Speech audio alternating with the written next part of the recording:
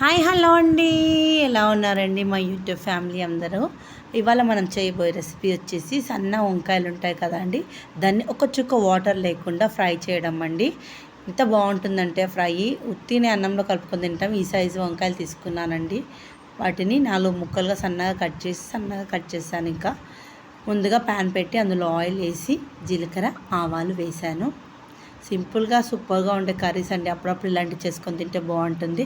Side డిష్గా బాగుంటుంది, ఊరికే కూడా తినచ్చు. ఉల్లిపాయలండి, పెద్ద సైజు ఒక ఉల్లిపాయ వేసానండి. ఇందులో మెయిన్ ఏంటంటే మెంతికూర వేస్తానండి. ఆ మెంతికూర వల్ల ఈ ఫ్రై అనే టేస్ట్ బాగుంటుందండి.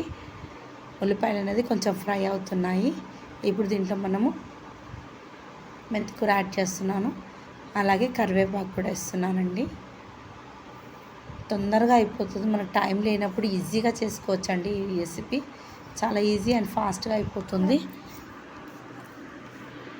ఇప్పుడు ఇందులో మనము చూడండి, మెంతికూర కూడా ఫ్రై అయిపోయింది. స్టవ్ సిమ్లో పెట్టాను. ఇప్పుడు ఇందులో అన్ని వంకాయ ముక్కలు వేసేస్తున్నాము.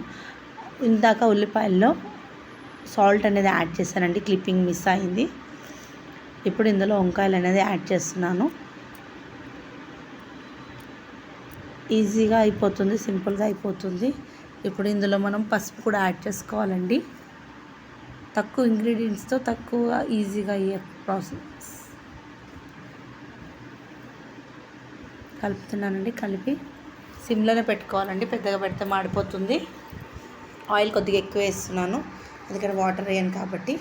ఇప్పుడు ఇందులో మనము పసుపు యాడ్ చేస్తున్నాము. పసుపు కూడా కొద్దిగా ఎక్కువ వేసాను. ఇప్పుడు దీన్ని మూత పెట్టి కుక్ చేయాలండి, సిమ్లో పెట్టేసి. ఇందులోకి నేను చిన్న సైజు 2 టమాటాలు వేసుకున్నానండి. అల్లం వెల్లుల్లి పేస్ట్ ఫ్రెష్ది. ఇప్పుడు దీన్ని కూడా కొద్దిసేపు వంకనిచ్చి దగ్గర నుండి చూపిస్తున్నాను చూడండి. 2 టమాటోస్ చూడండి, సన్నగా తరిగినవి వేసి కలిపి మూత పెట్టేసేయాలండి. మూత పెడితే ఏంటంటే మనకి ఉడికిపోతుంది. కారం వేయలేదు కదండి, ఇప్పుడు యాడ్ చేస్తాము. కారం కొద్దిగా ఎక్కువనే వేస్తాను, ఎందుకంటే టమాటో స్వీట్గా ఉంటుంది కదా. 2 వేస్తాను కాబట్టి ఒక 2 స్పూన్స్ పైన వేసానండి కారము. చాలా బాగుందండి, టేస్ట్ చూసాక చెప్తున్నాను. ఆల్రెడీ నేను తిని చూసి చెప్తున్నాను మీకు. కర్రీ అయితే చాలా బాగా వచ్చిందండి, సూపర్గా ఉంది. ఇప్పుడు దీన్ని మనము మూత పెట్టి ఉడికించాలండి. వాటర్ అనేది వేయట్లేదు కాబట్టి మూత పైన వాటర్ పెట్టి ఉడికించాం. చూడండి, సన్న వంకాయ తొందరగా ఉడికిపోతుందండి, ఇంతే ఫాస్ట్గా. ఇప్పుడు ఇందులో కొంచెం లాస్ట్లో గరం మసాలా యాడ్ చేస్తున్నాను, కొత్తిమీర యాడ్ చేస్తున్నానండి. దగ్గర నుండి చూపిస్తాను కర్రీ మీకు. చాలా బాగా అయింది చూడండి. గరం మసాలా యాడ్ చేస్తాము ఇప్పుడే. లాస్ట్లో కొంచెం కొత్తిమీర కూడా వేసి ప్లేట్లోకి సర్వ్ చేసుకుందామండి. ఇది చపాతీలో కానీ రైస్లో కానీ బాగుంటుంది. రైస్లో సైడ్ డిష్గా కూడా వేసుకోవచ్చు.